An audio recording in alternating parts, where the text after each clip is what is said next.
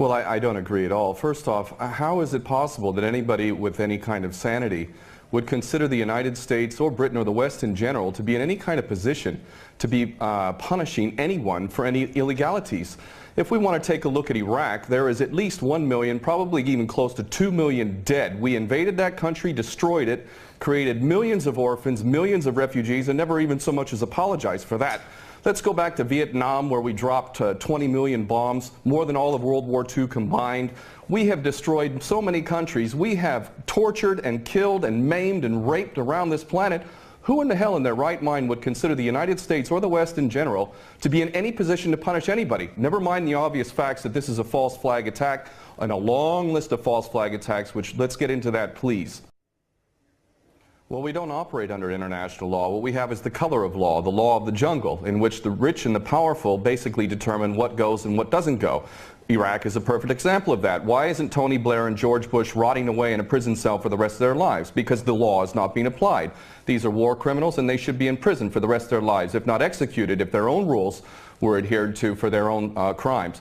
Not only that, but we need to really understand the truth here. First off, all of these players, these politicians, are nothing more than puppets. They don't serve the people. There is no real democracy. They really serve the rich and powerful who run the world, and that would be the bankers who control the money supply. The bankers, of course, make huge amounts of money. Whether they make bad investments or not, wars are great for them, and ultimately they control the politicians, and that is why we see these policies. Obama and Cameron are nothing more than puppets who read the script, and the script is we need another war. And the reason why we need another war, according to these psychopaths who are running the world, is because more and more people, despite the clueless masses who continue to be entranced by things so ridiculous as X Factor and American Idol, there is larger numbers of people around the world who are realizing the truth and beginning to recapture the capacity to think for themselves. And they can see that these people who are being put in positions of public trust are defying that trust and representing an agenda which they could never speak about openly,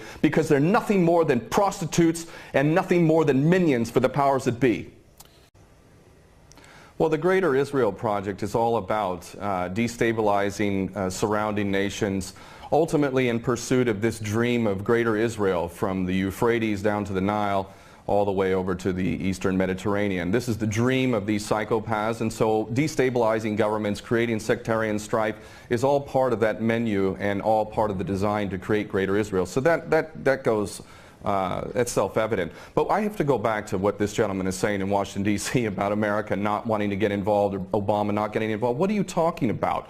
We have been arming people directly who are Al-Qaeda. Al-Nusra Front is Al-Qaeda. These people are psychopaths to the worst order. They are conducting suicide attacks. They are gassing people. We know Carla Del Ponte said in May that it was the so-called rebels in Syria that were using sarin gas, not the Bashar al-Assad regime. No, it was not. We know that the United States president is arming people who are on the U.S. terrorist list. He should be convicted of aiding and abetting, giving material support to a terrorist organization. But then again, you know what? We, the West, the United States in particular, Israel and Britain, are the biggest terrorists on the planet. So our little junior partners in Al-Qaeda, which is nothing more than a CIA database, thus the name Al-Qaeda, this is nothing more than a group of terrorists working together, each playing one different role, but all of them working together for the same goal, which is to maintain this hideous and sick and twisted, unjust world that we have, which is a perpetual state of war.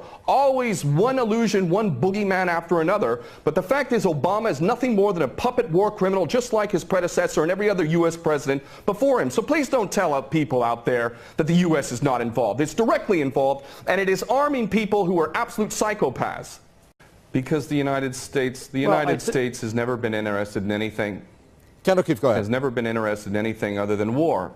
The United States is in a perpetual state of war because the bankers control the politicians, and they read the script as given to them by the banksters, and they make huge amounts of money off of this. What this gentleman is saying about the United States not wanting war, not wanting to get involved, is like Iraq 2.0. It's a repeat of the same rubbish that was said, oh, we don't want war, war is a last resort. That's absolutely untrue. It's a lie.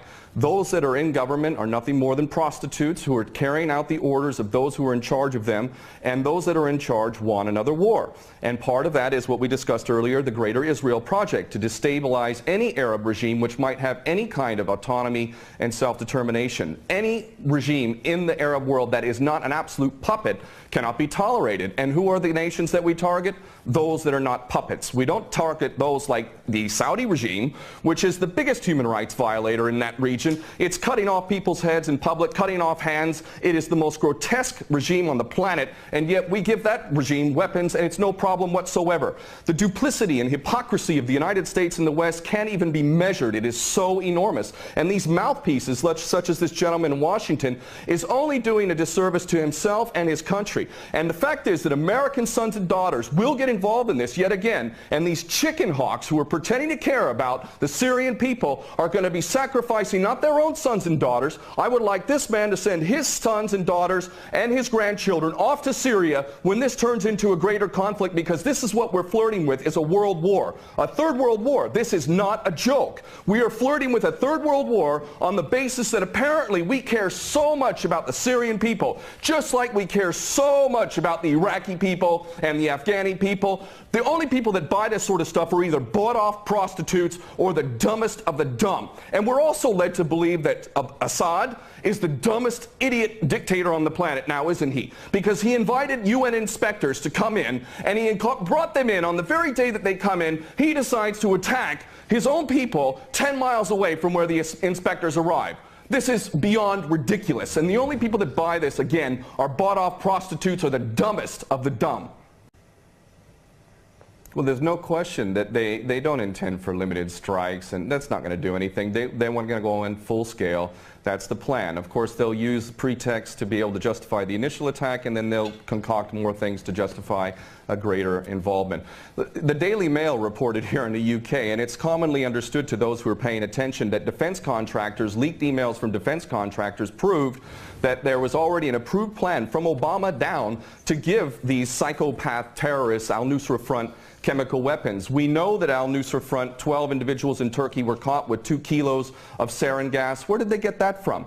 And this is, you know, clearly a false flag. We understand this to be true, and it's the only way that they could justify an attack at all. And I have to say, I'm happy that the gentleman in Washington mentioned Dempsey, General Dempsey of the Joint Chiefs, because I'll tell you what, more than anything else, it is the true American patriots, those who are sick and tired of having given up their life to basically serve the American dream, the American nation, the Constitution that they swore to uphold. It's those military men and women. It's you now. It's coming to you now. Are you a patriot or are you not? Are you going to let your nation descend even further into the chaos and corruption that has been so sick and so twisted that it's destroying American lives as well as the rest of the world, to the tune of 22 American servicemen a day who are committing suicide? Are you going to sacrifice more of your American sons and daughters for Israeli wars, for Zionist wars? Are you going to continue to do that because you are not a patriot? You are in fact aiding and abetting the terrorists you supposedly think you're fighting against.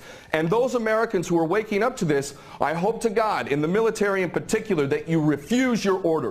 And this is why the people of America who are refusing to buy this nonsense, the overwhelming majority do not support any kind of attack on Syria. And in those in the military, I know that the powers that be are very, very frightened that high-ups within the military will refuse the orders. And I hope this is exactly what happens if an attack on Syria occurs. Very well. We're going to leave it there. Thank you very much, former U.S. Marine and war veteran there, Ken O'Keefe, talking to us from London. And thank you very much from the senior fellow at Center for American Progress, Lauren Korb, who spoke to us from Washington.